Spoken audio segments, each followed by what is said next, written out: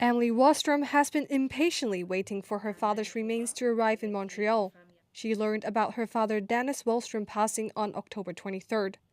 Her dad died in Surrey due to a lung disease.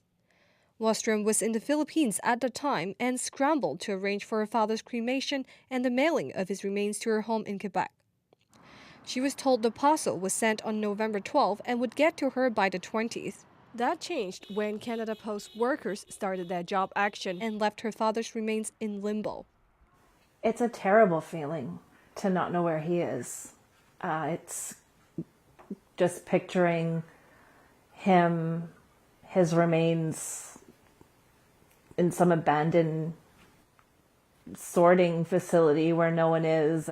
Even if she wanted to send her dad's ashes another way, there's little option when it comes to shipping human remains. They're prohibited by both FedEx and UPS.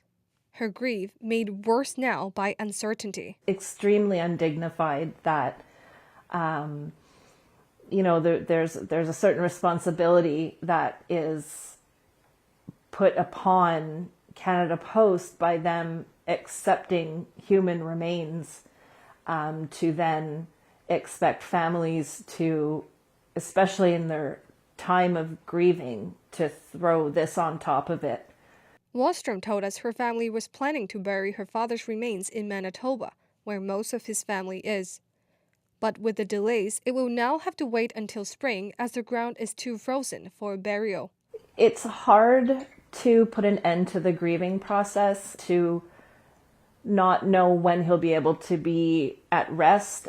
It's kind of surreal to think that this is happening right now. This should be the easiest part of everything. In a statement, Canada Post says this is a difficult situation and they sympathize, but said once the strike ends, secured mail and parcels will be delivered on a first-in, first-out basis. CBC News reached out to the Canadian Union of Postal Workers for a comment, but did not hear back. Walstrom and her family are hoping Canada Post can review and prioritize packages that contain human remains so others like her can be reunited with their loved ones as soon as possible. Pinki Wong, CBC News, Vancouver.